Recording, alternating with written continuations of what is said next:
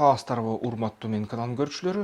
Бүгүнкү видеомдун темасы бул деген Кыргызстанга өзөктүк курал керекпи? Кыргызстанга өзөктүк курал керек, бирок аны кантип алса болот, ошол жөнүндө кичине талкуулайлы. Видеонун бүгүнкү өнөктөшү жана спонсору ишкана Шаршеев жана өнөктөштөр деген ишкана. Биздин ушул Шаршеев жана өнөктөштөр ишкана 14 жылдан бери иштеп жатат. 100 ашык долбоор жазды. Долбоорлордун 25% миллиондогон бааланган долбоорлордун 25% финансирование алышты. Ошол жергиликтүү фонддордон, банктардан, эл аралык инвестордон дагы. Анан ошол негизи бизнес пландын керектиги ошондо да. Бизнес план максатыңарды тунук кылат. Канча акча кантип аны кайтарасыңар ошону түшүндүрүп берет.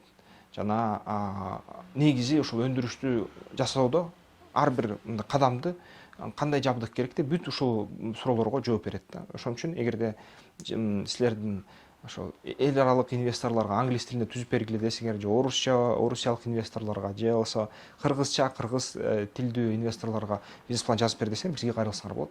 Сапаттуу болуп жазып беребиз. Жазып бергенден кийин анан ошол инвесторлор менен сөздү баштаганга мүмкүнчүлүк боло баштайт. Андай эмесе темага өтөлү. Бүгүнкү ушул Кыргызстанга ядердик курал керекпи? Мен ойлойм, керек.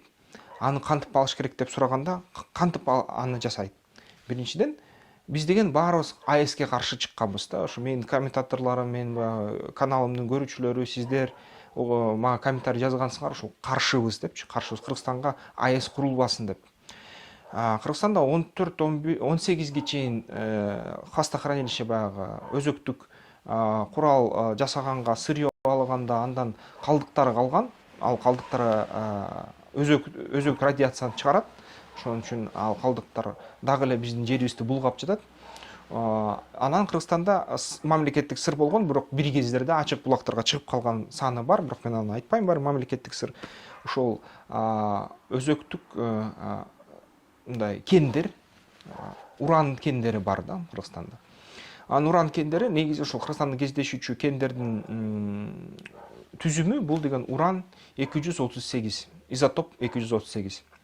Бул деген негизи атомдук электростанцияга ушундай өзү топливо, отун боло турчу кен.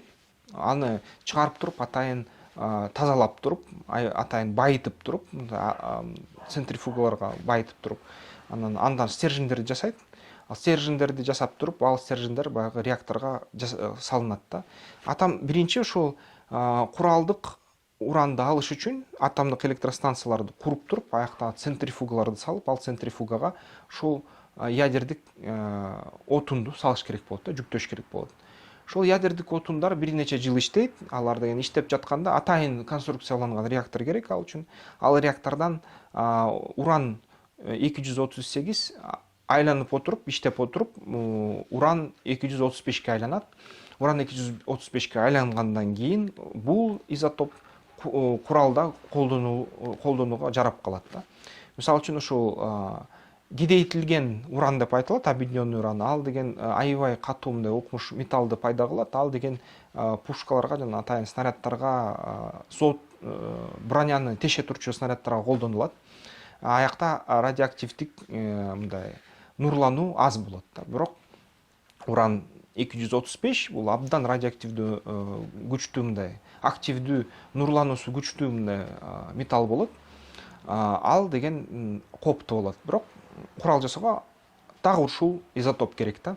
Ошол атомдук электростанцияда бир нече жылдын ичинде газ центрифугаларды айланып туруп, ошол жетиштүү түрдө, критикалык массага жетиштүү түрдө материалдарды алгандан кийин анан ядердик куралды жасай баштаса болот. Ядердик куралдын конструкциясы эң жөнөкөй, мына сүрөттө көрсөтүлгөндөй. Бул деген эми айтканым жөнөкөй, бирок кылыш бир топ эле акылды керек. Ар бир баягы материалдын тазалыгын эсептөөчү жана атайын ошол материалдарды формага келтирүүчү жабдыктар керек. Бул нерсенин баары бир 5-6 миллиард доллардын чамасында болуп калышы ыктымал, баасы боюнча. Анан ошол байытылган уран атайын ушундай конструкцияга коюлуп, бул конструкция пушка сыяктуу, мындай бир четинен уран 235тен ушундай гильза жасалат, анын ичинде заряд салынат, плутоний алынат, же болбосо ушул урандын эле мындай бекитилген концентрациясы ошо пушканын ичинде атайын жардыргыч зат менен жардылганда ошо 20% уран реакцияга түшөт. Термоядердик бомбаларда баягы 80%га чейин уран реакцияга түшөт. Анын конструкциясы дагы өзгөчө. Ошол обтурация материалдарында аябай кымбат келет. Ошол материалдарын жасашканга атайын заводдор керек. Жана ушинтип алып жүрүп, ишти алып барып жүрүп, жасап жүрүп, ушундай өзөктүк курал жасаса болот. Буга бир 10 жылдан 15 жылга чейин кетип калышы ыктымал. Анткени ошол эле баягы уран 235 изотопун алыш үчүн эле центрифуга бир нече убакыт иштеш керек да. Аны жыйнагандан кийин Кыргызстанга мисалы үчүн стратегиялык ядердик курал эч кереги эмес да. Тактикалык ядердик курал керек. Тактикалык ядердик куралга жасаганга ушундай 15 жылдын ичинде 5 миллиард доллар кетирип жасаса мүмкүн. 5 миллиард доллардан дагы жогору чыгымдар болуп калышы мүмкүн. Эми ушулар куралды алгандан кийин Кыргызстан албетте коопсуздугу абдан күчөйт. Экономика өнүгөт, армиянын бекемдиги мындай көрүнүп калат. Анан кандайдыр бир ушул Кыргызстанга коңшулар мисалы үчүн тынчтыкта жашаганга аракет кылышат.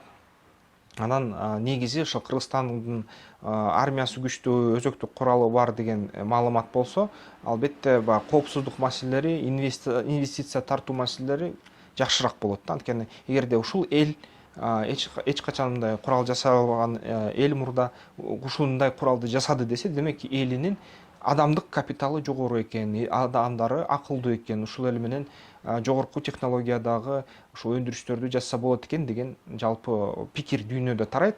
Кыргызга болгон урмат сый өсөт да. Ошондо инвестициялар да келет, жогорку технологиядагы ушул инвестициялар, технологиялар дагы көп ушул Кыргызстанда өнүгө баштайт. Аны жасаш үчүн эмне керек? Аны жасаш үчүн ошол аябай акылдуу мамлекеттик лидерлер керек, экономикага толук басым таштаган, экономиканы өрчүтүп, өндүрүп, армияны күчөтүп, ошону менен бирге акча коротуп турган акчанын бир бөлүгү ушул атайын жашыруун. Анткени бул деген эл аралык мыйзамдарды бузуу да. Бул деген МАГАТЭнин мисалы үчүн көзөмөлүнүн эл аралык ядердик өзөктүк куралдарды таратпоо мыйзамын бузууга алып келе турчу нерсе. Ошол мыйзамдарды бузуш керек, ошого алып келет да бул нерсе.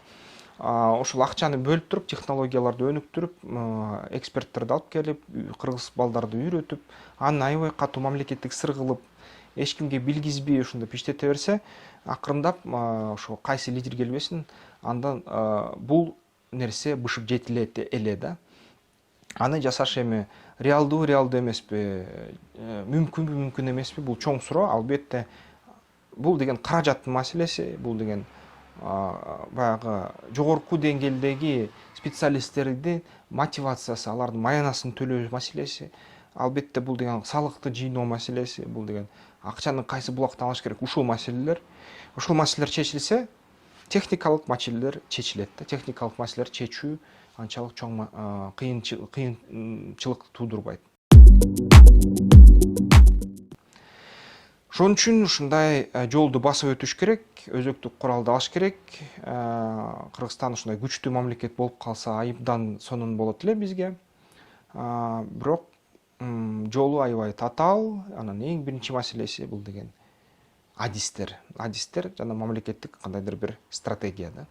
Ал стратегияны өтөбү мамлекет, өтпөбү билбейм, бирок бүгүнкү күнү ушул өзөктүк куралды алыш ушундай кадамдарга барыш керек. Андан сырткары өзөктүк куралды алгандан кийин аны сакташ, ага баягы ошол куралды ташуучу ракеталарды жасаш, аларды сакташ, аларды тейлөөлөрдү өткөргөндө баягы бүт баягы утечка болуп кетпесин, айылдарга баягы уусу, нурлануу чачылып кетпесин, аны атайын мындай сактоо эрежелерин карманыш, тоолорду тешип, тоолордун ичине бункерлерди жасаш, ушул маселелер бир топ келет да. Ага дагы ушунча канча акча каражат кетсе, аны иштеп чыгууга ошончо акча каражат анын инфраструктурасына жана тейлөөсүнө кете баштайт.